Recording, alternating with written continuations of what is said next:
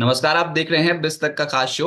और मार्केट पे रिकॉर्ड स्तरों पे हो रहा है कामकाज। अक्टूबर सीरीज में हम एंटर कर चुके हैं और अब ये जानना जरूरी है कि बाजार पे क्या यहाँ से अभी और तेजी देखने को मिलेगी।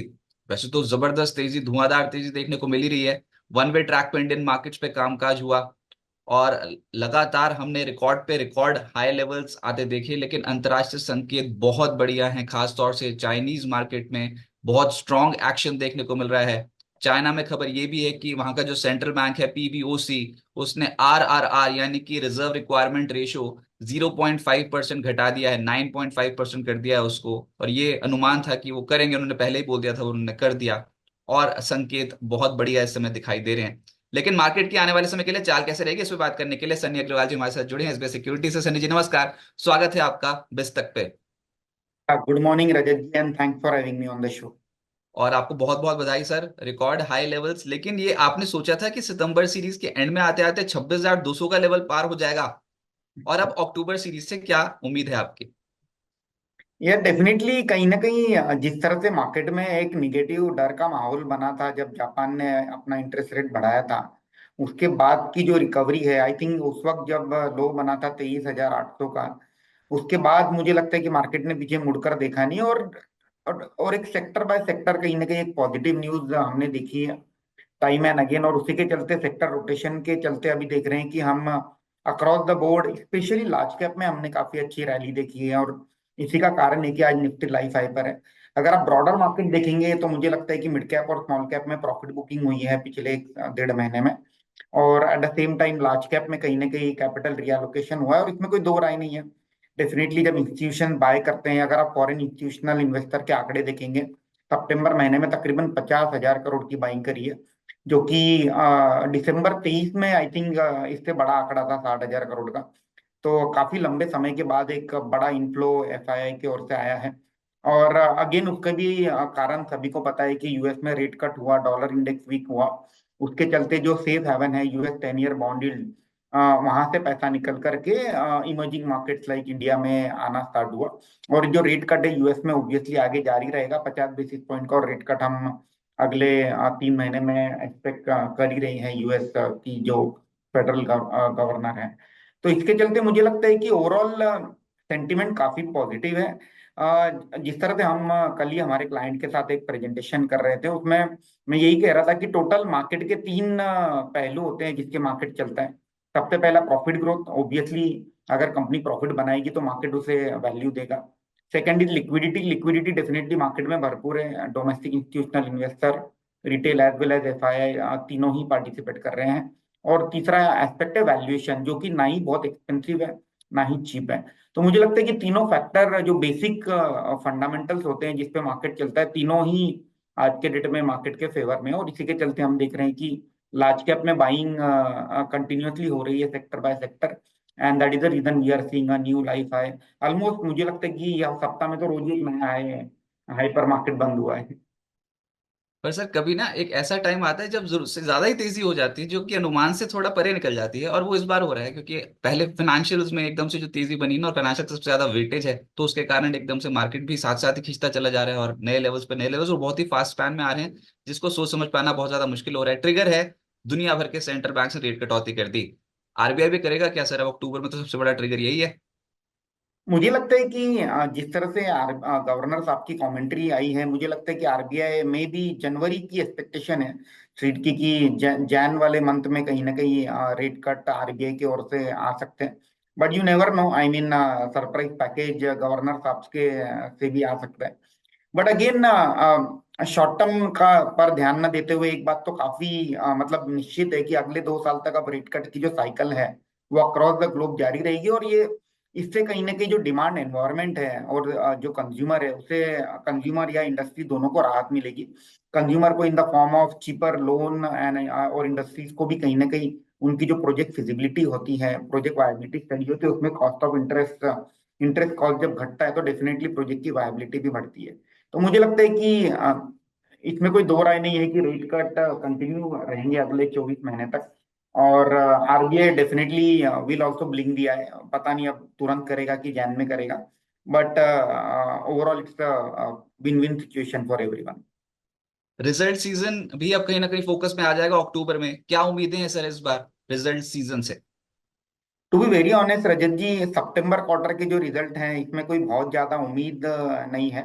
बट डेफिनेटली जो कमेंट्री रहेगी वो देखने लायक रहेगी, क्योंककि जो फेस्टिवल सीजन किक स्टार्ट होता है यूजुअली सेकंड हाफ काफी सारे इंडस्ट्रीज के लिए पॉजिटिव होता है, स्पेशली दिसंबर क्वार्टर, जहाँ की कंजम्पशन ड्रिवन जो पूरी इकोनॉमी है उसे एक बहुत बड़ा बूस्ट हम आते हुए देखते हैं। बट अगर मैं समअप करूँ तो जैसे आईटी सेक्टर है वहाँ हालांकि कोई बहुत खास नतीजे नहीं आएंगे, बट जो कमेंट्री रहेगी जिस तरह से कल एसेंचर के नतीजे आए रात में, मुझे लगता है कि एक पॉजिटिव ऑप्टिमिज्म रहेगा इन टर्म्स ऑफ डिमांड एनवायरनमेंट। तो अगर पॉजिटिव कमेंट्री भी आती है और result in line with expectation भी रहता है तो मार्केट उसे रिवॉर्ड करता है, क्योंकि मार्केट ऑलवेज फॉरवर्ड लुकिंग होता है। कंजम्पशन की बात करें तो ऑटो में स्पेशली टू व्हीलर कंपनीज के नतीजे अच्छे आने की उम्मीद है। Eight the same time festival season के चलते मुझे लगता है कि आउटलुक भी प्रॉमिसिंग ही रहेगा, स्पेशली टू व्हीलर और ट्रैक्टर सेगमेंट में। पैसेंजर व्हीकल में भी kind of muted volume growth हम देख सकते हैं। रही एफएमसीजी कंज्यूमर स्टेपल की बात, जैसे कंपनीज लाइक डाबर मैरिको, वहां भी मुझे लगता है कि एक ऑप्टिमिज्म डेफिनेटली बना रहेगा। जिस तरह से मानसून पैन आउट हुआ है, सभी कंपनीज ने फर्स्ट क्वार्टर में इंडिकेशन भी दिया था कि रूरल बेल्ट में रिकवरी जारी है, और इसी के चलते मुझे लगता है कि एफएमसीजी कंज्यूमर स्टेपल और जो एग्रो फोकस कंपनीज है जैसे एग्रोकेमिकल कंपनी, सीड्स कंपनीज, वहां मुझे लगता है कि कहीं ना कहीं एक कमेंट्री पॉजिटिव रहेगी। सिमिलरली अगर मैं ऑयल एंड गैस की बात करता हूँ तो ऑयल मार्केटिंग कंपनीज जो है वहां से मुझे लगता है कि कमेंट्री पॉजिटिव आने की उम्मीद है। जिस तरह से क्रूड ऑयल करेक्ट हुआ है पिछले एक महीने में, मुझे लगता है कि वहां भी एक अपग्रेड आने के चांस है। इनफैक्ट अर्निंग्स में अल्टीमेटली जब सीड कोई सेक्टर को अपग्रेड करता है अर्निंग के फॉर्म में, तो डेफिनेटली वहां एक अच्छी रैली देखते हैं। पावर में ऑलरेडी अपग्रेड हम देख ही रहे हैं मल्टीपल ब्रोकिंग हाउस के चलते। और इसका कारण यही है कि जो नेशनल इलेक्ट्रिसिटी पॉलिसी है जो अभी नई गवर्नमेंट लाने वाली है, उसमें दो चीजों का काफी अच्छे से जिक्र किया गया है। एक है कि कैपेसिटी डेफिनेटली बढ़ाना है, both renewable as well as non renewable. और एट द सेम टाइम जो पावर जनरेशन होगा उसे घर घर तक पहुंचाने के लिए डेफिनेटली ग्रिड नेटवर्क लगेगा, उसका अपग्रेडेशन, उसका एक्सपेंशन जो है उसके ऊपर काफी गवर्नमेंट का फोकस है। और अल्टीमेटली इफ यू अगर इंडिया को एक मैन्युफैक्चरिंग हब बनना है तो 24/7 एक चीपर पावर की जो सप्लाई है वो लगेगी। और उसी के चलते मुझे लगता है कि गवर्नमेंट ने ये सेक्टर को प्रायोरिटी पे लेकर के फोकस में लिया है। और इसी के चलते मुझे लगता है कि जो एंटायर जो इकोसिस्टम है पावर की, whether it is cables and wire manufacturer, transformer बनाने वाली कंपनीज हैं, टावर लगाने वाली कंपनीज है, पावर जनरेशन कंपनीज हैं, पावर डिस्ट्रीब्यूशन कंपनीज हैं, तो मुझे लगता है कि रिन्यूएबल एनर्जी की जो जितनी भी कंपनीज हैं पूरे इकोसिस्टम में कहीं ना कहीं एक ऑप्टिमिज्म बना हुआ है पावर में। सीमेंट अगेन कोई खास नतीजे नहीं आएंगे सितंबर क्वार्टर में, क्योंकि मानसून वाला क्वार्टर है और यूजुअली कंस्ट्रक्शन एक्टिविटी कम हो जाती है। बट सीमेंट में मुझे कमेंट्री काफी ये एक्सपेक्टेड है कि कमेंट्री पॉजिटिव रहेगी, क्योंकि सीमेंट के लिए हिस्टोरिकली जो सेकंड हाफ होता है वो काफी रोबस्ट होता है वॉल्यूम ग्रोथ के लिहाज से। तो मुझे लगता है कि cement can be can start moving from henceforth अगर कमेंट्री पॉजिटिव आती है तो। रियल इस्टेट एनीवे कंपनीज अच्छा ही कर रही है और कमेंट्री भी काफी पॉजिटिव रही है। Let's see, I think on a higher base whether ये जो डिमांड मोमेंटम है वो आगे सस्टेन होगा कि नहीं वो देखने वाली बात है।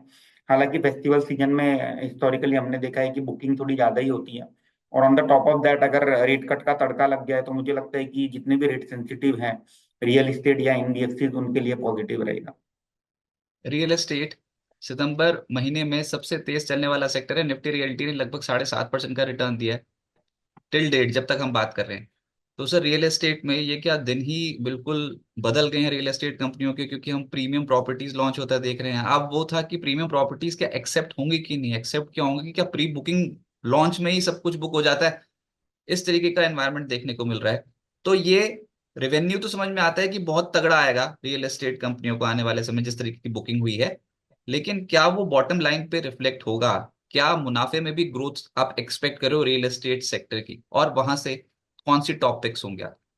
मुझे लगता है कि रजत जी रियल एस्टेट में जितनी भी पॉजिटिविटी थी वो कहीं ना कहीं स्टॉक प्राइस में बहुत सारे कंपनी में ऑलरेडी डिस्काउंटेड है। मुझे लगता है कि इसे प्ले करने का एक दूसरा तरीका होना चाहिए। जो रियल एस्टेट एंसिलरी कंपनीज हैं जैसे टाइल बनाने वाली, प्लाईवुड बनाने वाली, सैनिटरी वेयर बनाने वाली, उनमें हमने कहीं ना कहीं सेल्स मोमेंटम बनते नहीं देखा है। यूजुअली क्या होता है, जब प्रोजेक्ट फैग एंड पर आते हैं, कंप्लीशन पे आते हैं, उस वक्त ये सब सब चीजों का कंजम्पशन होता है। और अगर आप देखोगे पिछले 2-3 साल से ये रियल एस्टेट का जो साइकिल है 2-3 साल से पिकअप हुआ था, और अब most of the project delivery stages पर आ गए, जहाँ ये जितने भी रियल एस्टेट एंसिलरी कंपनीज हैं उनका, उनके प्रोडक्ट का कंजम्पशन बढ़ता है। तो मुझे लगता है कि वैल्यूएशन के लिहाज से भी, और जहाँ मार्जिन ऑफ सेफ्टी थोड़ा ज्यादा है वहाँ रियल एस्टेट एंसिलरी कंपनीज में है। कंपनी जैसे सेंचुरी प्लाईवुड, सेंचुरी प्लाई हो गया, कजारिया सिरेमिक हो गया, सोमानी सिरेमिक हो गया, सेरा हो गया। केबल्स में पॉलीकैब हो गया, obviously cable is something one of the important required item. तो मुझे लगता है कि रियल एस्टेट एंसिलरी डेफिनेटली आप प्ले कर सकते हो रियल एस्टेट के लिए। और अगर with in real estate still मुझे अगर चूज करना होगा, तो मुझे लगता है कि सेंचुरी टेक्सटाइल, जो कि बिरला ग्रुप की रियल एस्टेट कंपनी है, हाल ही में उन्होंने बॉम्बे में 11 एकड़ की लैंड भी ली थी 1100 करोड़ में। नाम भी अभी कंपनी का चेंज हो रहा है, Aditya Birla real estate limited के नाम से। वो एक कंपनी देखी जा सकती है। आर्केड लिमिटेड जो भी नई रिसेंटली लिस्टेड कंपनी है, मुझे लगता है कि मैंने इनके आईपीओ मीट भी अटेंड करी थी, मुझे लगता है कि काफी क्लीन मैनेजमेंट है, डेट फ्री बैलेंस शीट है, संभल कर काम करते हैं, रियल एस्टेट सेक्टर में रीडेवलपमेंट प्रोजेक्ट पर ज्यादा फोकस है। आर्केड को डेफिनेटली कंसिडर किया जा सकता है रियल एस्टेट प्लेस में। सर इससे पहले वाली कंपनी आपने कौन सी बोली थी, वो वॉइस थोड़ी क्लियरली नहीं आई थी। Century textile. Century textile, right. और सर जो दूसरे पायदान पे है वो तो बैंकिंग और फाइनेंशियल्स ही है, सितंबर महीने में जिसमें कमाल हुआ है। लेकिन सवाल ये है कि निजी क्षेत्र के बैंक ही क्यों, सरकारी बैंक क्यों नहीं चल पा रहे।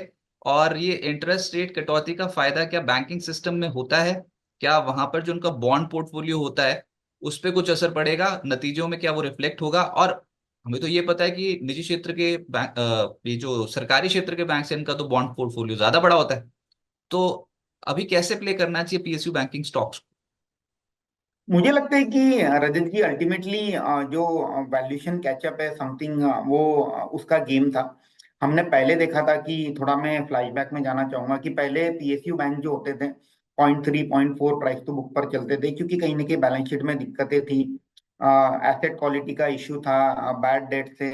फिर मैनेजमेंट ने कहीं ना कहीं उसे क्लीन अप किया, और उसी के चलते हमने देखा कि एक री rating already in terms of valuation for PSU bank, जो 0.3 0.4 प्राइस टू बुक पे थे, सब अभी एक के ऊपर आ गए प्राइस टू बुक पे।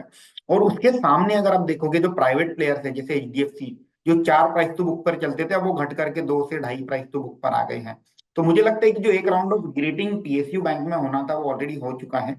अब यहाँ से जब प्राइवेट बैंक के वैल्यूएशन बेहतर होंगे, जिस तरह से हम ऑलरेडी देख रहे हैं मार्केट में एक जो सेक्टर रोटेशन होता है, कि जो प्राइवेट बैंक की शेयर हैं वो अब आउट परफॉर्म करना स्टार्ट कर दिया है, जैसे ICICI bank, HDFC bank, Kotak, axis, they have started moving up. एक बार इनमें जब वन राउंड ऑफ री रेटिंग कंप्लीट होगा प्राइवेट बैंक में, उसके बाद शायद पीएसयू बैंक में हम अप आते देखेंगे। बट एक चीज ध्यान रखना होगा कि पिछले रैली में हमने देखा था कि सभी पीएसयू बैंक में एक साथ रैली आई थी।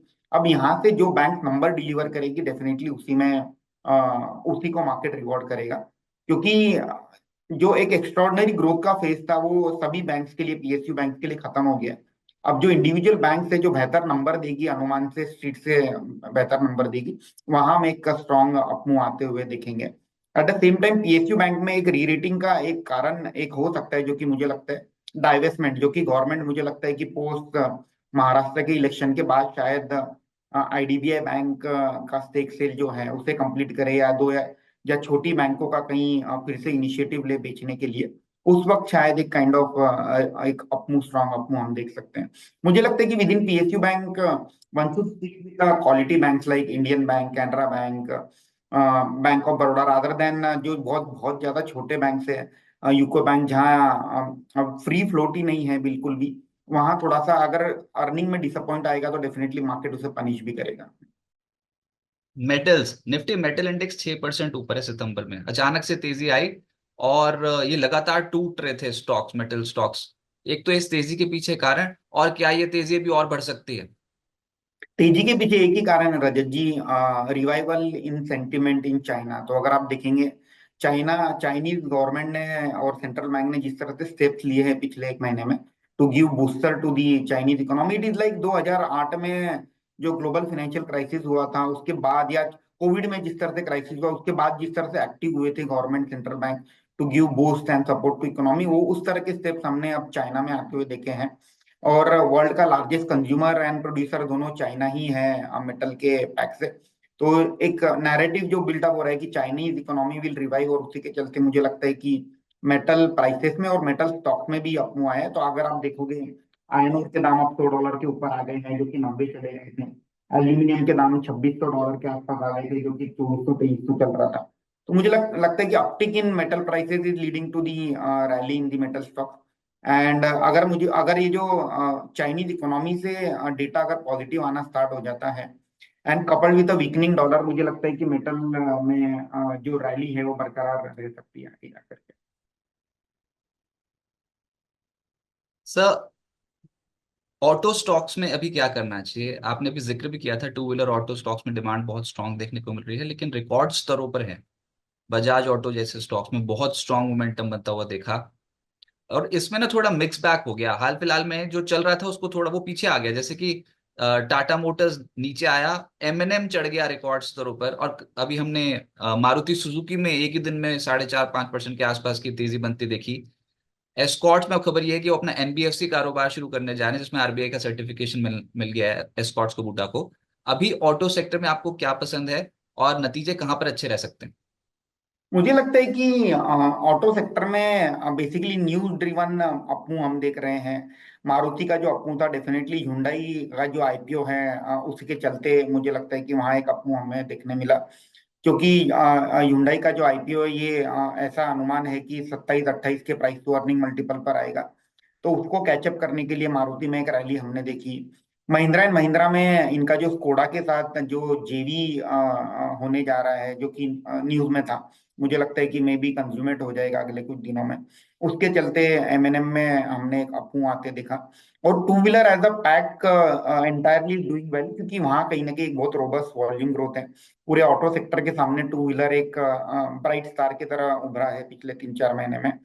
तो with in two wheeler pack मुझे लगता है कि वैल्यूएशन के लिहाज से अभी भी हीरो मोटोकॉर्प जो है चीपर वैल्यूएशन पर है। अगर आप देखेंगे टीवीएस मोटर, बजाज ऑटो, दोनों 30 या 35 के पी पर चलते हैं FY 26 के अर्निंग पर। और उसके सामने हीरो अभी भी 22-23 के पी मल्टीपल पर है। और at the same time hero में आगे जा करके दो ट्रिगर भी है। एथर एनर्जी का आईपीओ आएगा, जिसमें हीरो की तकरीबन 43% हिस्सेदारी है। हीरो फिनकॉर्प जो कि उनका एनबीएफसी आर्म है, उसकी भी आईपीओ आने की बात है। तो मुझे लगता है कि ट्रिगर भी है, मार्जिन ऑफ सेफ्टी भी है। तो हीरो मोटोकॉर्प को among the large cap definitely देखा जा सकता है।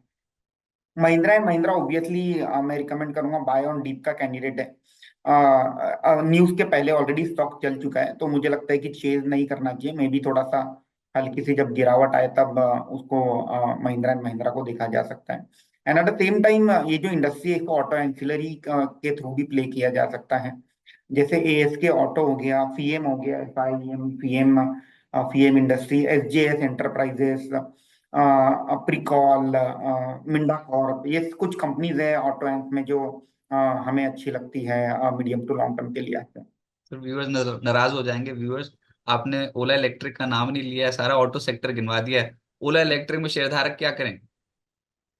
ओला, मुझे लगता है कि थोड़ा पेशेंस वाली स्टोरी है ये जो स्टोरी है, जैसे आज ही एक न्यूज भी थी जहाँ ओला ने ये कहा कि जो डायरेक्ट टू कंज्यूमर जो मॉडल है उससे अब वो हट करके जो नॉर्मल रिटेलर वाला मॉडल है, जिसमें वो नेटवर्क पार्टनर बनाएंगे, फ्रेंचाइजी अपॉइंट करेंगे, और 650 625 पार्टनर उन्होंने ऑलरेडी ऑनरोल कर लिए हैं। और अहेड ऑफ दिवाली 1800 पार्टनर लेके जाएंगे। तो मुझे लगता है कि वर्क इन प्रोग्रेस है ओला में। डेफिनेटली वैल्यूएशन काफी ऊंचे है। मतलब अगर मैं ओला के वैल्यूएशन और हीरो के वैल्यूएशन को कंपेयर करूं, तो डेफिनेटली हीरो मुझे चीपर लगती है आज के डेट में। ओला में मुझे लगता है कि दो इंपॉर्टेंट इवेंट जो सबको ट्रैक करना चाहिए वो है, इनकी जो मोटरसाइकिल की जो लॉन्च होगी, होने वाली है, उसे कैसा रिस्पॉन्स मिलता है। Obviously that can be a big volume kicker for the Ola. और दूसरा, इनका जो इंटीग्रेशन होने वाला है, इनकी खुद की जो बैटरी की जो टेक्नोलॉजी है अपनी व्हीकल में, उसके चलते जो मार्जिन एक्सपेंशन जिस तरह से कंपनी ने जिक्र किया था आईपीओ मीट में कि 200 से 300 बेसिस पॉइंट से मार्जिन एक्सपेंशन हो सकते हैं post this integration of battery. But ये जो दोनों इवेंट है जनवरी 25 के बाद प्ले आउट होंगे। तो मुझे लगता है कि टिल दैट टाइम स्टॉक में move in range bound fashion कुछ टाइम तक शायद रेंज में चले। और जब ये इवेंट एक एक करके पैन आउट होंगे, तब स्ट्रीट कॉल लेगा कि जो कंपनी की जो प्रॉफिटेबिलिटी है, पाथ टू प्रॉफिटेबिलिटी, जिस तरह से हमने जोमेटो में देखा रजत जी की कंपनी ने एक पाथ टू प्रॉफिटेबिलिटी दिखाया और फिर स्टॉक 50 रुपए से 250 300 चला गया, वैसे ओला को भी एक path to profitability already company ने कमिट किया है, बट जब एक्चुअल डिलीवरी स्टार्ट होगी तो स्ट्रीट उसे रिवॉर्ड करना स्टार्ट करेगा। तो slightly high risk high return kind of bet है ऑटो ऑटो सेक्टर पे, जो थोड़ा सा हाई रिस्क लेकर के ओला में बेट करना चाहते हैं।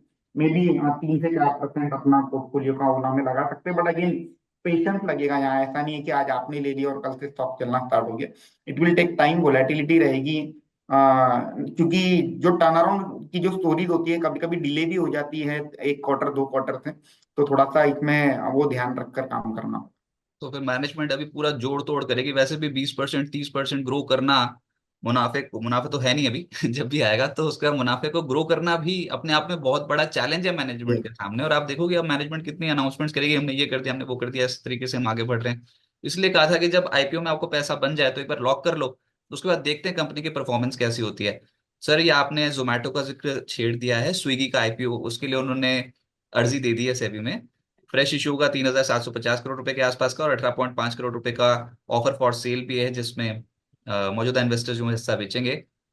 स्विगी की परफॉर्मेंस अगर आपने पढ़ी हो जोमेटो के मुकाबले, तो आपको लगता है कि थोड़ी पीछे है स्विगी और जोमेटो की ग्रोथ ज्यादा देखने को मिल रही है?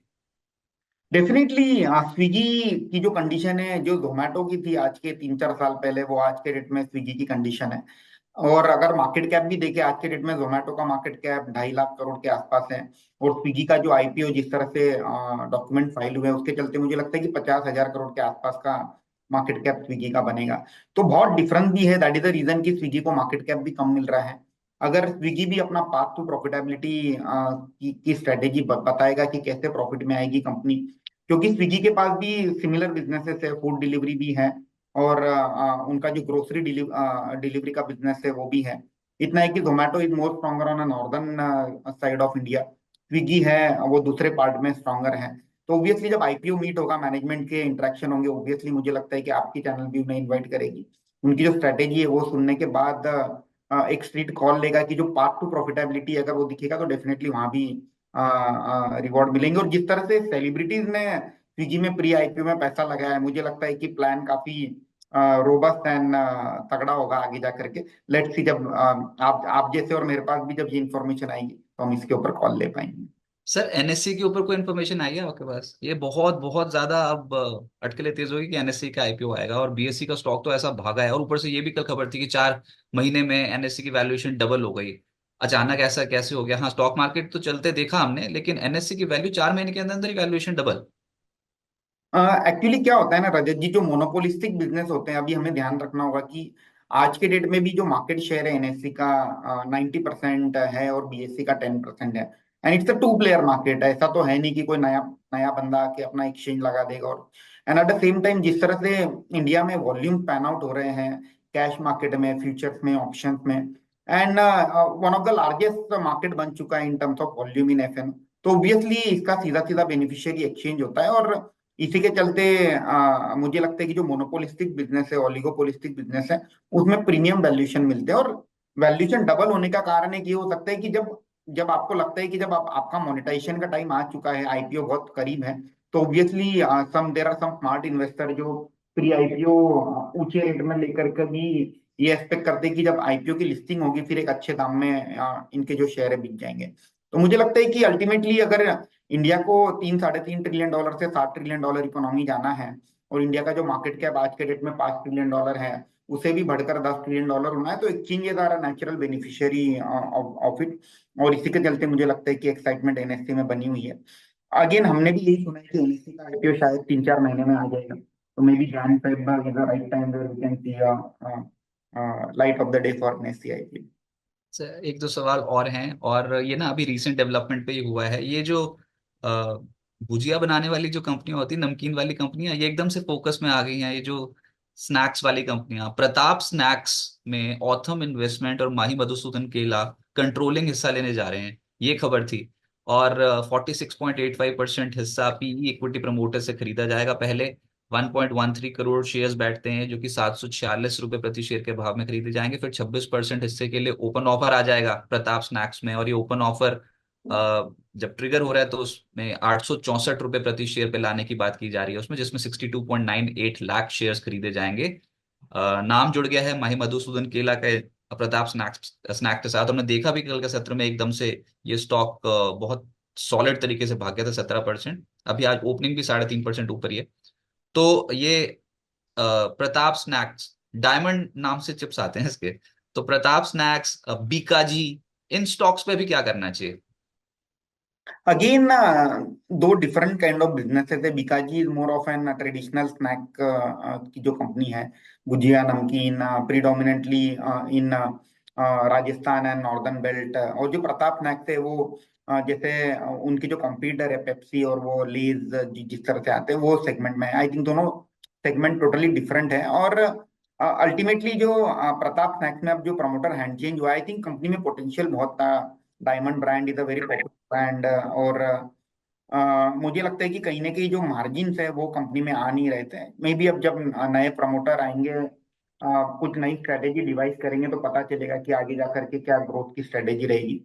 और रही बिकाजी की बात, तो डेफिनेटली इन्होंने अभी दो तीन एक्विजिशन किए हाल ही रिसेंटली, जिसमें फ्रोजन फूड बिजनेस में इन्होंने फोरे किया था। और उसी के चलते एक्साइटमेंट भी, और एट द सेम टाइम जो ट्रेडिशनल स्नैक्स का जो कंजम्पशन है थोड़ा फेस्टिवल सीजन में बढ़ जाता है, तो अहेड ऑफ फेस्टिवल सीजन वहां भी हमने एक एक्साइटमेंट बिल्टअप होते देखा है। मुझे लगता है कि काफी अच्छी कैटेगरी है traditional snacks. And may be अगर कोई लॉन्ग टर्म इन्वेस्टर है तो बाय ऑन डिप की रणनीति बिकाजी में फॉलो कर सकते हैं।